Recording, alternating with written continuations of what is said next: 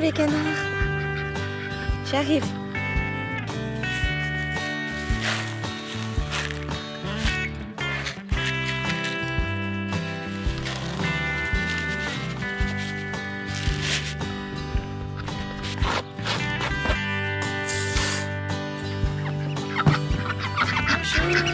Bonjour tout le monde. Allez.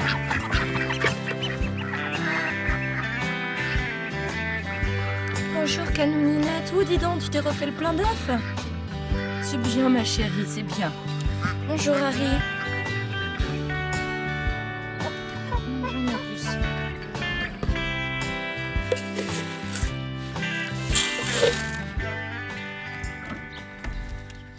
Voilà pour toi ma Harry. Désolée Harry, mais t'as toujours une patte en vrac. Bah ouais. Bah oui ma puce. Oh, pas tout. Pourquoi elle est en prison, elle, hein? Moi, oui, je sais pas tout. Allez, il faut s'occuper des autres. Donald, déjà au travail, en train d'attaquer ses fils. Bonjour, les filles. Attends, Justin. Tiens, voilà pour toi, ma grosse. Il reste quelqu'un? Ah bah t'es en train de pondre toi déjà? Bon.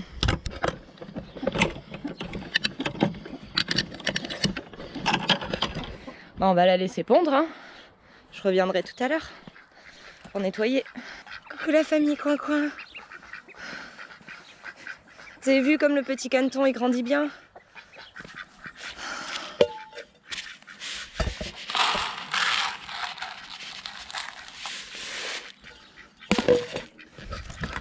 Les canards, ils mangent presque rien.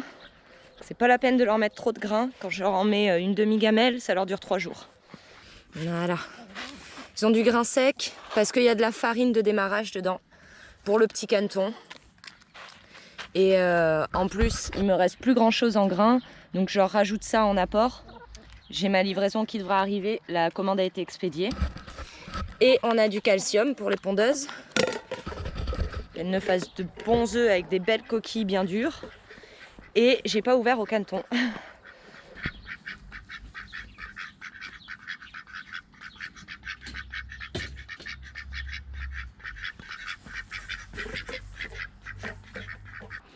Les poussins ont passé leur première nuit dehors. On va voir comment ils s'en sont sortis.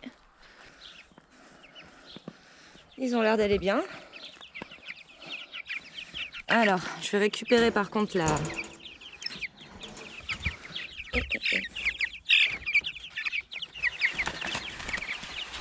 Eh, toi, tu veux quoi? Tu veux faire du Space Mountain? Ah, c'est plein de caca.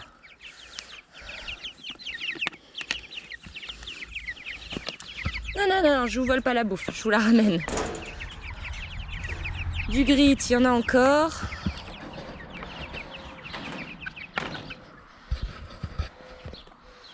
Donc première nuit dehors, ils annonçaient 14 degrés la nuit dernière.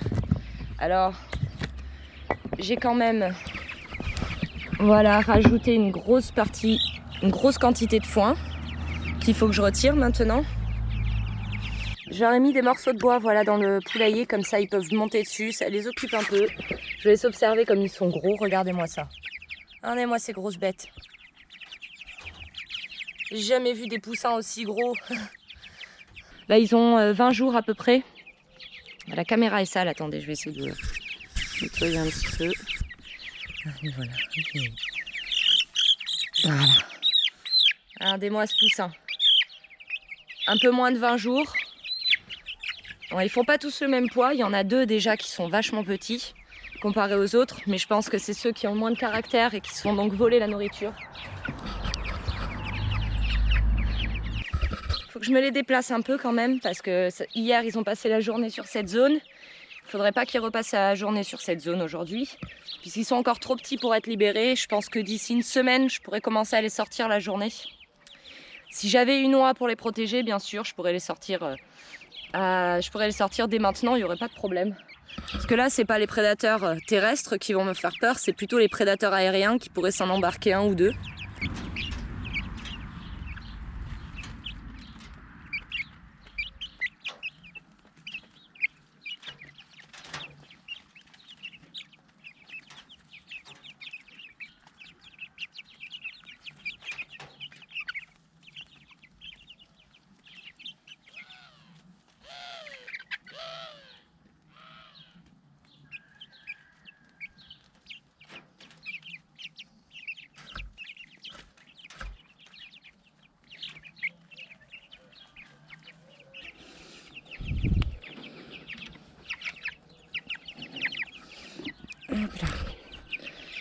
toujours le trou de sortie de l'eau dans la partie la plus basse si vous voulez pas que ça déborde et que votre abreuvoir se vide en 5 minutes. J'ai appris à mes dépens en début, c'est bête, hein, c'est une petite chose, mais on ne le sait pas forcément. On n'y fait pas forcément attention au début. Et vous avez faim ?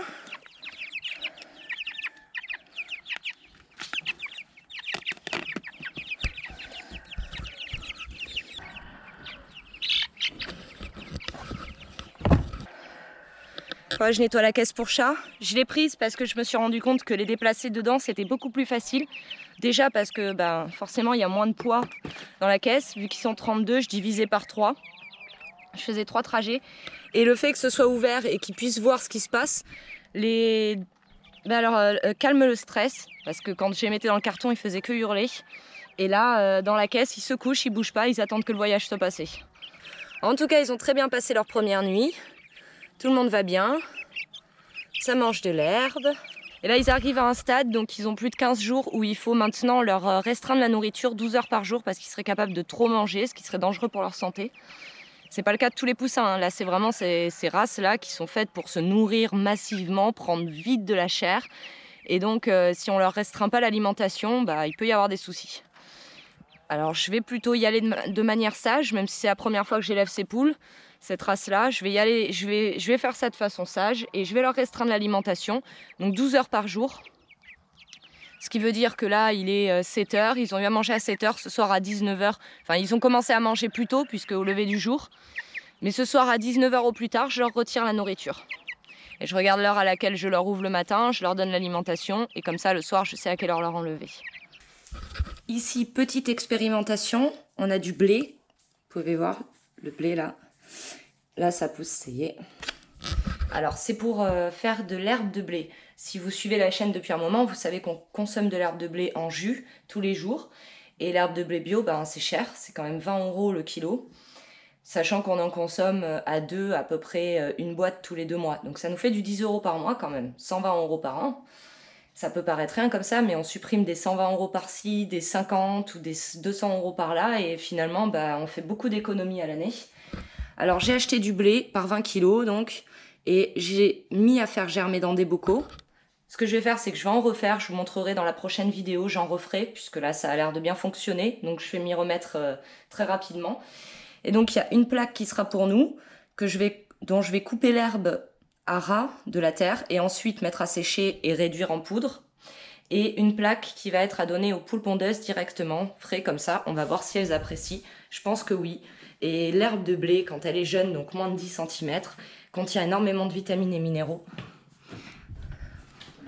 C'est très bon pour nous, c'est aussi très bon pour les volailles. Et en cette saison où il va commencer à faire très chaud, désolée, il fait nuit. En cette saison où il va commencer à faire très chaud, ce sera pas de trop. Alors, je crois qu'on a 1 litre là. Et ici, on a mon étagère à engrais, donc on a du thé de compost. Thé de compost que je vais diluer une part de thé de compost pour 10 parts d'eau. Enfin, je suis pas aux 500 ml près. Je mets ça dans un arrosoir de 10 litres, 10-11 litres et je remplis l'arrosoir. C'est un super engrais naturel. Aucun risque pour les plantes. On peut même s'en servir pour pulvériser directement les feuilles. Là, pour la ration d'eau, il faudra que je regarde. Je sais plus exactement ce que c'est. Bref. Ça, si vous voulez plus d'infos là-dessus, j'avais fait un article sur Patreon qui était assez complet. En tout cas, pour faire le thé de compost, il nous faut du terreau, comme celui-ci, de vermicompost, donc du compost de verre, pas du terreau en fait. Voilà. Hop, vous voyez, ils sont au travail, ils ont quand même déjà bien travaillé. Faut que je leur fasse un bac plus grand parce qu'ils se reproduisent vachement vite. Donc il faut seulement une poignée de compost de verre, une demi-cuillère à soupe de miel, de bon miel ou de mélasse ou de sirop d'érable, quel que soit quelque chose de sucré mais naturel. Il nous faut une demi-cuillère à soupe d'engrais algues, comme j'ai déjà montré dans plusieurs vidéos. L'engrais algues que j'utilise, vous prenez de l'engrais algues bio, c'est des algues macérées, et une demi-cuillère à thé de varech, donc c'est des algues en poudre séchées. On met ça dans 9 litres d'eau. dans un seau, dans 9 litres d'eau. Et il faut par contre l'oxygéner pour que les bonnes bactéries se développent. Donc où on a un bulleur d'aquarium, une petite pompe qui envoie de l'air, ou on peut faire le touiller soi-même toutes les 20 minutes.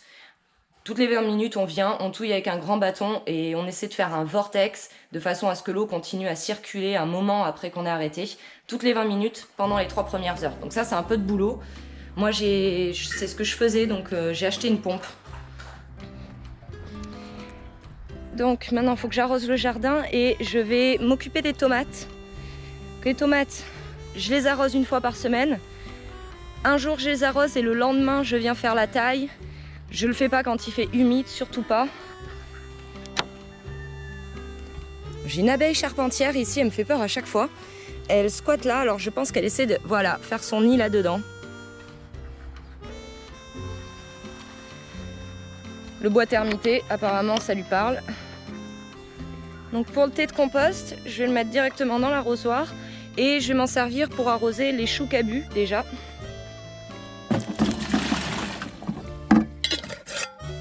Donc avec 9 litres de thé de compost, on fait 90 litres d'engrais dilués. J'ai mis ce petit filet d'ombrage, c'est soi-disant un filet d'ombrage. Hein. Bon, je sais pas si ça fera vraiment l'affaire. Est-ce qu'il faut que je le double plutôt ou est-ce que comme ça c'est suffisant? Je sais pas. Je laisse voir quelques jours.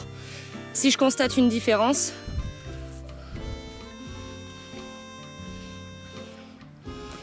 pour les laitues et le choucaille, ça pourrait être pas mal si ça fonctionne.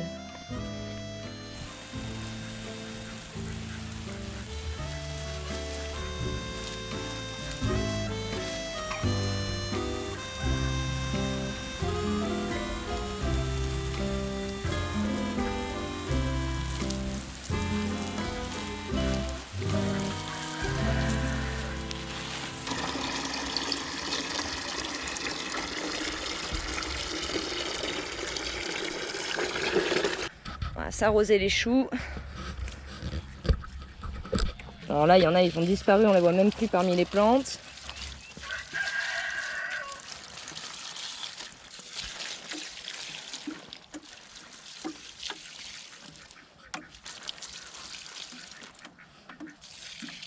J'ai pas pu aller jusqu'au bout. Dommage. Voilà, comme ça, pendant que je m'occupe des tomates, ça s'arrose tout seul. C'est formidable. Bon, les tomates ont un peu chaud dans la serre, hein, vu qu'on n'a pas assez de circulation d'air. Il aurait fallu que je m'y prenne bien avant de planter les tomates, donc ce sera pour la saison prochaine. Je mettrai une porte ici. Avec ces serres, ils vendent une deuxième porte en fait, que vous pouvez commander immédiatement avec la serre. J'ai oublié de le faire, parce qu'il faut le choisir dans les options. Et j'étais tellement excitée quand j'ai commandé la serre que j'ai pas pensé à ça. Alors je comptais recommander la porte plus tard, sauf qu'ils vendent la porte séparément, mais ils vendent pas les montants de la porte. Alors ça me sert à rien de commander la porte. Hein. Je vais faire des montants en bois que je vais planter dans le sol tout simplement. Une porte en bois et j'ai de la bâche pour arriver à rebâcher une porte. Il me reste suffisamment. Donc ça, ce sera pour l'année prochaine. Pour l'instant, il faudra faire avec ce qu'on a. Voilà, donc les tomates ont un peu chaud, elles poussent bien. Là, j'ai toujours pas tutoré. Oh, il faut que je m'en occupe absolument. J'aurai pas le temps ce matin, je dois aller amener Renaud au garage qui récupère sa voiture. Donc ce matin, je vais pas avoir le temps. Je m'en occuperai cet après-midi si j'ai le temps. En tout cas, vous pouvez voir qu'il y a des tomates partout.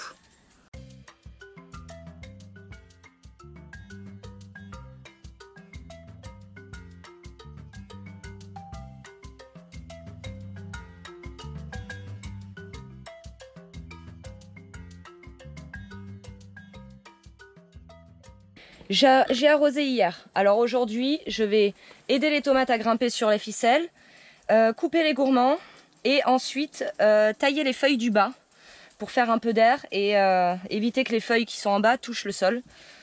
Les gourmands, on les a là. Hein. C'est ce qui pousse ici à l'aisselle des feuilles. C'est au-dessus, mais on dira l'aisselle. Voilà, donc je cherche les gourmands. Alors pour les gourmands, je ne retire pas ceux qui sont tout en haut. Je sais que c'est des gourmands, je le vois, mais je les retire pas tout en haut parce que parfois la tomate produit, regardez ici. Voilà, on a l'exemple parfait ici. Ça c'est la tige principale qui est partie. Ici on peut voir un gourmand. Je ne vais pas le retirer. Parce que regardez là, on n'a plus de feuilles. Les plantes sont censées, celles-ci, être indéterminées, donc grimpantes.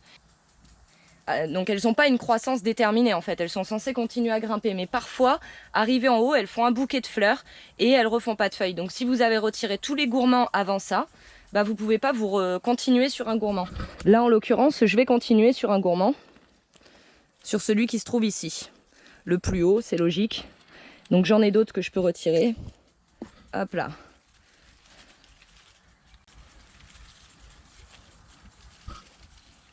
Je vais nous retirer quelques feuilles en bas.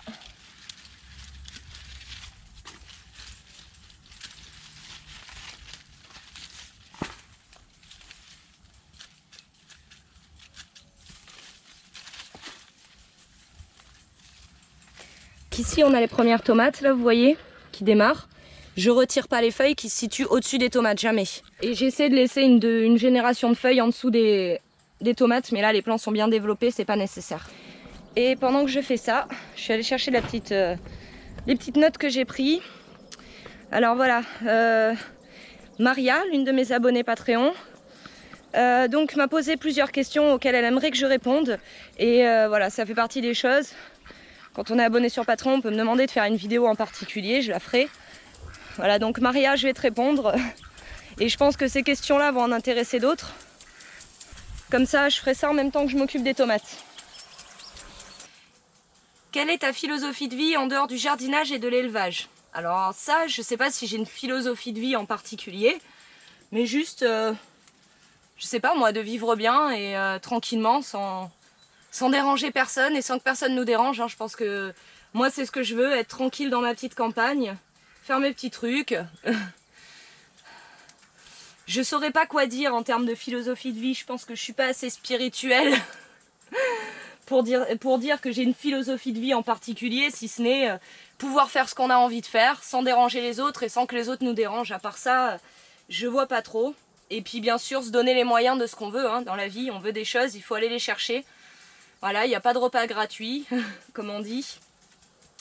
Alors, ce que je pourrais dire sur ma philosophie de vie, c'est que je veux pas partir toute la journée, travailler, et que Renaud part toute la journée travailler de son côté. L'une des priorités, c'est être ensemble toute la journée en fait. Certes, il est dans son studio, il travaille, on n'est pas à proprement parler ensemble à chaque seconde, mais il est juste à côté, il est là, et dès que j'ai envie de le voir, bah, je peux aller le voir. Donc être un maximum de temps avec Renaud et pouvoir profiter tous les deux et faire un maximum de choses ensemble. Je dirais que ça peut se résumer à ça. Ensuite, pourquoi tu t'es lancé dans cette aventure? Alors, je dirais qu'au départ, j'avais pas prévu ça, absolument rien prévu de tout ça. À la base, je suis de la restauration, j'ai développé une maladie neurologique qui m'a empêché de faire mon travail. Et donc j'ai dû arrêter, et j'ai arrêté de travailler au moment où on a emménagé ici. Puis c'est venu en fait tout simplement de ma belle-mère qui a commencé à me donner des graines, qui cultive ses légumes depuis toujours, et donc qui m'a un peu inspirée par rapport à ça. Puis de fil en aiguille, on commence à cultiver quelques légumes et on ne s'arrête plus. Elle me demande est-ce que c'est dans une démarche de produits de qualité, d'autonomie, de résilience. Au départ, j'étais pas du tout dans cette optique-là. Au départ, j'étais absolument pas dans cette optique-là. Je voulais juste faire pousser quelques légumes comme ci, comme ça. Et puis, je dirais qu'au départ, c'était pour les légumes, juste pour avoir quelques légumes. J'avais pas de poules encore à l'époque, ni de canards. Donc c'était vraiment pour avoir quelques légumes. Et finalement, c'est exponentiel, on s'arrête pas, on commence à élever des animaux, on s'arrête encore moins. Et aujourd'hui, je dirais qu'au départ, oui, c'était pour avoir de bons produits de qualité. Aujourd'hui, c'est plus pour le mode de vie que ça apporte. Déjà, travailler à 100% pour soi. Pas se lever le matin au son d'un réveil, aller au travail et travailler pour les autres. Mais travailler pour soi. Et aussi savoir que s'il se passe quelque chose, on est capable quand même un minimum de se débrouiller. Ça, c'est très important pour moi. Savoir que je peux le faire. Et le mode de vie donc que ça apporte, le fait de... Oula, j'ai abîmé une tomate. Je lui ai fait une cicatrice, la pauvre. Le fait de se réveiller au chant du coq et non pas à l'alarme du téléphone, d'être en permanence chez soi, faut aimer ça, de s'occuper des animaux, d'être toujours en train de s'occuper d'eux d'ailleurs, surtout en été quand il fait chaud, où ils ont le plus besoin de nous. Pour les tomates, vous remarquez, je garde toutes les coupes. Hein. Je ne vais pas les laisser dans la serre au sol, on pourrait tenter de pailler son sol avec ça, mais surtout pas, parce qu'une fois qu'on arrose le sol, on met de l'eau sur les feuilles, et les feuilles même coupées au sol peuvent choper des maladies et ensuite les refiler à toute votre culture. Donc aujourd'hui, oui, c'est devenu plus une question d'autonomie et surtout de façon de vivre. Voilà, c'est ça ma priorité, préserver notre façon de vivre, que je trouve très sympa. Après, bien sûr, c'est pas fait pour tout le monde. Hein. Faut aimer être chez soi, en permanence, dire non quand on nous invite à des anniversaires et parfois des mariages même. On peut pas être là à chaque fois, à moins d'avoir une babysitter pour garder tous les animaux. Et ça, c'est pas forcément évident puisque il faut quelqu'un de vraiment de confiance et quelqu'un qui saura ce qu'il y a à faire. Donc ça veut dire quelqu'un qui va venir passer quelques jours à la maison, faire le travail avec moi avant que je puisse laisser seule à s'occuper de tout ça. Donc c'est pas très évident à faire, même si moi j'ai ma mère et mon frère qui me propose toujours de garder les animaux, de garder le jardin, de s'occuper de tout ça. Je leur fais confiance, je sais qu'ils feront ce qu'il faut. Mais bon, il faut qu'ils soient disponibles au moment où moi j'en ai besoin. Et ça, c'est pas forcément facile Et ça, c'est pas évident. On a du mal à s'organiser. En plus, nous, on est au nord de la Gironde. Eux, ils sont vraiment au sud, sur le bassin d'Arcachon. Donc, ils sont pas tout à côté non plus. Ensuite, donc oui, effectivement, l'autonomie, la résilience, c'est important. Et je pense de savoir que je suis capable de le faire, c'est très important aussi. Ça surpasse même ça. Même l'autonomie, je pense que ça passe avant. Le fait que je sache que je suis capable de tuer ma nourriture si j'en ai besoin, que je suis capable de cultiver mes légumes si c'est nécessaire. Ensuite, conserves-tu ta production? Oui. Oui, je conserve ma production. Alors c'était... Avant, je faisais en bocaux, mais à partir de cette année, j'ai décidé de ne pas faire de bocaux cette année puisque je me rajoute quand même du travail avec les volailles, notamment les volailles de chair. Et pour faire simple, donc cette année, je vais tout congeler. Je vais pas me prendre la tête. J'ai d'ailleurs... Ça tourne encore? Oui. J'ai d'ailleurs acheté un deuxième congélateur que je viens de recevoir justement dans cette optique-là, de pouvoir tout stocker au congélateur. Alors un autre exemple parfait de pourquoi on ne taille pas les gourmands en haut du plan. Regardez ici. Ici, on a deux branches qui partent là. Vous avez une branche ici, une branche là. Celle-ci, c'est la branche principale. On peut voir si on regarde ici que ça c'est la branche principale. Et la branche principale, eh bien, a arrêté de donner des feuilles. C'est terminé par des fleurs seulement. Alors, je me suis rattrapée ici sur ce gourmand. Donc, conserves-tu ta production? Bah, c'est fait. Oui. Alors, il y a des personnes qui se posaient la question, est-ce que je vends les légumes? Non, je ne vends pas de légumes. Je peux en vendre, mais une petite quantité.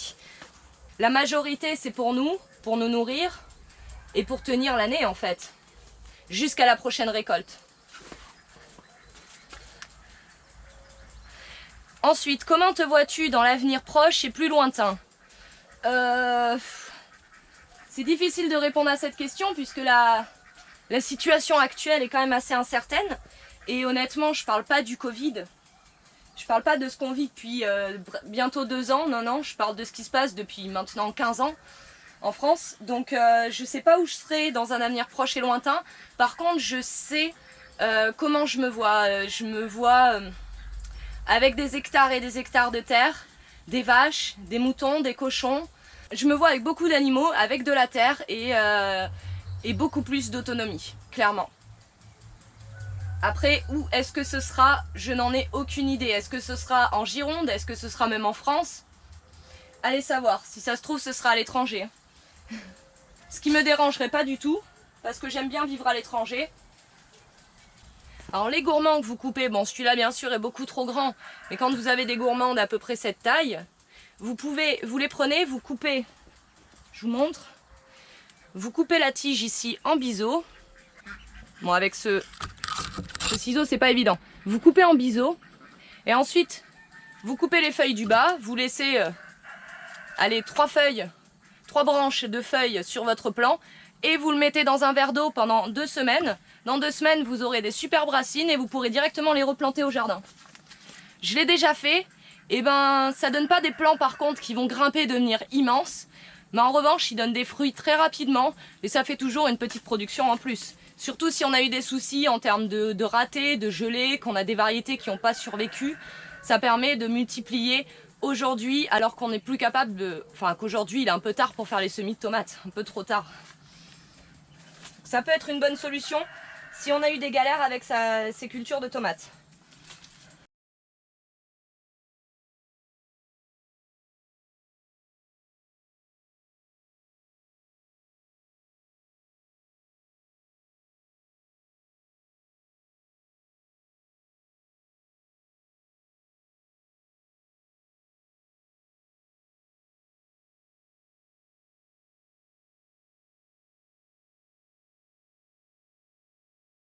Bon, ces plants-ci, j'avais à peine besoin de les tutorer et j'avais pas besoin de les tailler encore. Ils sont moins développés que ceux-là, d'ailleurs. Je pense qu'aussi c'est une question de circulation d'air. Forcément, les 2 rangs ici sont face à la porte, donc se portent mieux. Il y a peut-être aussi ici du fait que j'avais planté trop serré sur ce rang-là. Enfin bon, de toute façon, ça, on verra au moment de la récolte, hein. C'est la récolte qui nous le dira.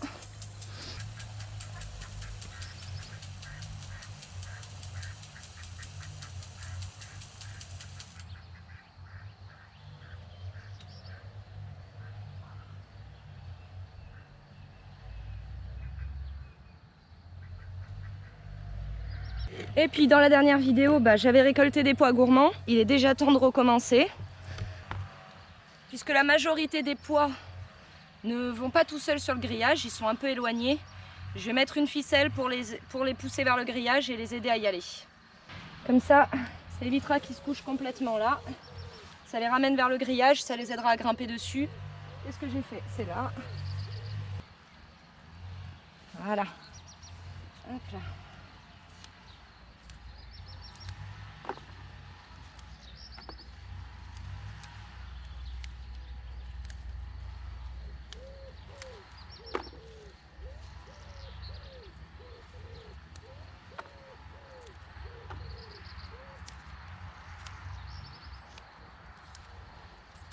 Alors là, on a des pois qui sont bien trop grands pour être mangés comme pois gourmands. Parce que le pois gourmand, l'Écosse, si vous attendez trop, quand les pois sont bons à récolter, qu'on commence à voir les pois bien se former à l'intérieur, les cosses sont plus bonnes à manger, c'est plus tendre, c'est fibreux, c'est moins sucré. Par contre, des petits pois comme ça, au jardin, c'est bourré d'énergie et c'est bon pour la santé des os et des muscles en plus.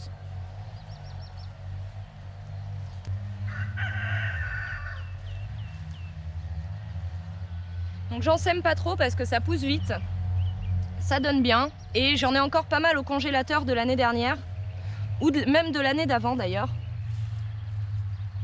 Seulement ils sont clairement moins bons que ceux de cette année. Peut-être parce qu'ils avaient été moins arrosés. Alors je suis un peu déçue de ne pas en avoir planté plus finalement. Maintenant ce que je voudrais récolter c'est un peu de chou kale. Le chou kale, comme je vous disais, c'est ce légume qui est meilleur quand il a pris des gelées. En cette saison, ma technique c'est de récupérer du chou kale, je le lave correctement, je le sèche avec un sopalin, je sèche vraiment la moindre goutte d'eau qu'il peut y avoir dessus. Je mets sur plaque, sur du papier sulfurisé au congélateur pendant 3-4 heures. Et ensuite, quand les feuilles sont congelées, je les mets dans des sacs congélation. Ça permet au chou d'avoir un goût plus doux. Moi, je le trouve meilleur comme ça. Et en plus, c'est une bonne façon de le conserver. Le chou kale fait vraiment partie des seuls légumes feuilles qu'on peut se permettre de conserver de la sorte.